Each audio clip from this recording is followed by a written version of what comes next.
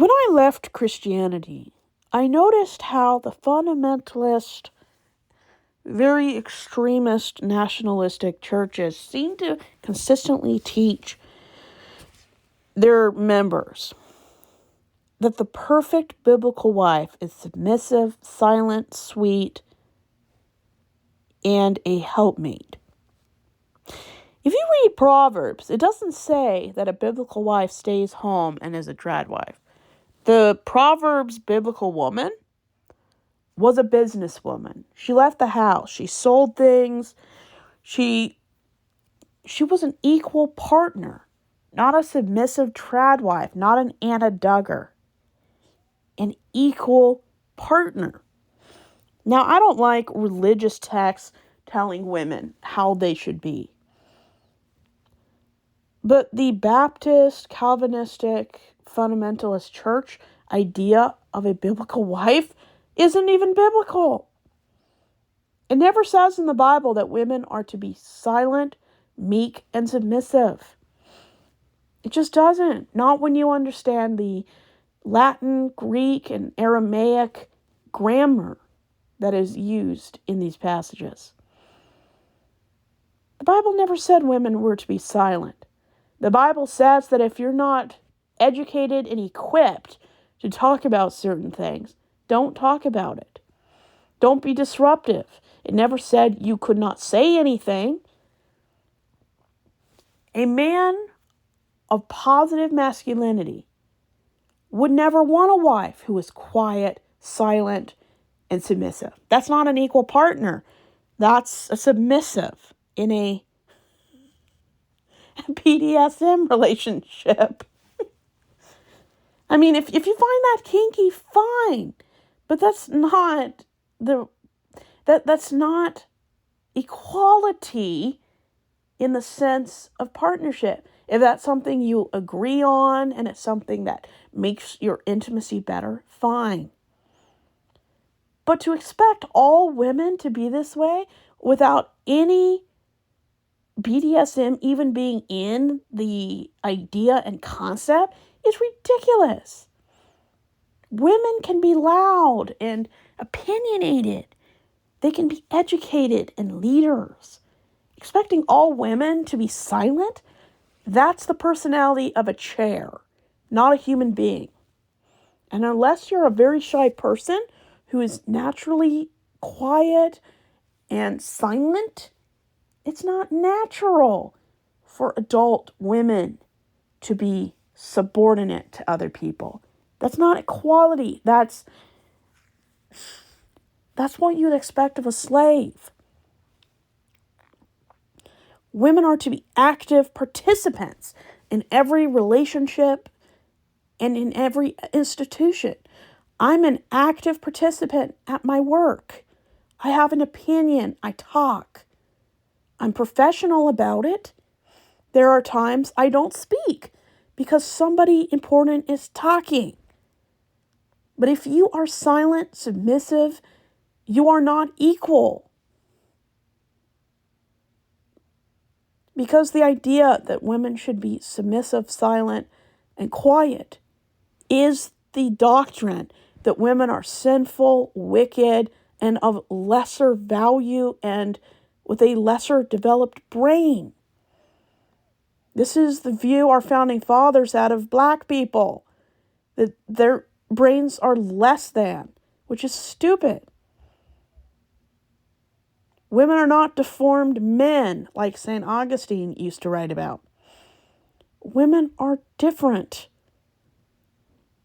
Personally, I've heard more wisdom coming out of women's mouths than I have of men's. And women go through more pain, heartbreak, and just general distasteful life experience than men do. I would rather hear them speak than a man. And any religion or institution that says that a group of people has less to bring to the table, is less important, and can't be in a leadership position because they're the reason why everyone is sinful, is wicked.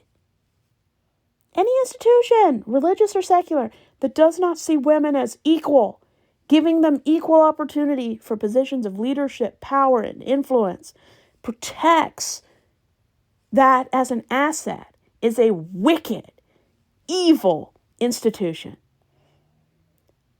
Expecting women to be silent and under their husbands shows how little Christianity views women as equal and viable members. It's disgusting. They really do see women the same way the ancient Jews saw their wives, as cattle. It's disgusting. Women should speak up. Women are less likely to go to war, create problems. They build, they nurture, and they consistently bring the best into a situation. Women are necessary. More than that, they have to be there. And regardless if they're biologically a woman or not, they're important. That's why I will never again be in any religious or secular institution that is 100% ruled by men of privilege. It's sick. The way society and religion views women is sick. Sexism is the belief that women are inferior and that women tempt men. If a woman can successfully tempt you to do something, you are a weak excuse of a man. No woman is ever responsible for the behavior of anyone but themselves. I can't make anyone do anything, even though I am a woman. If a man does something, it's because he wants to do it. And nothing a woman can do or say can get him to do something he doesn't want to do. Not without manipulation. But if a man who is supposed to be a spiritual leader can be manipulated by a woman, says a lot about him, doesn't it? No one can manipulate you to do anything. They just can't. You're an adult.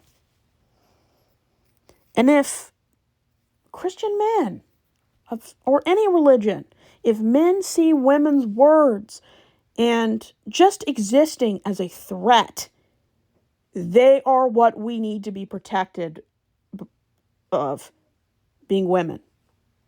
Those men are a danger to any woman's self-peace. And I just don't fool with that. I have an opinion. And in a free society with free speech, you should be able to say whatever you want, as long as you don't harm anybody's good name because of slander or threaten anybody's life. You can say whatever you want. I just choose not to say any racial, gender, or orientation slurs because that's just not okay. It's simple. I don't view someone as a leader because they're masculine. I don't care if you're a man. I'm not going to vote for you because you're a man. It's because you are experienced, qualified, and a decent human being. Not because you're a man. And I'm not going to discount you as a candidate just because you're a man either. And a lot of people did that with Kamala Harris. She was the better candidate. I'm pretty sure she doesn't touch women without their consent, unlike Mr. Tangerine. Women should have all the opportunities men do without the toxic, sexist remarks.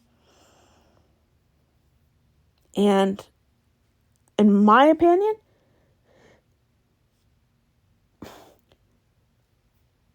institutions that see women as a threat is the threat, not the woman.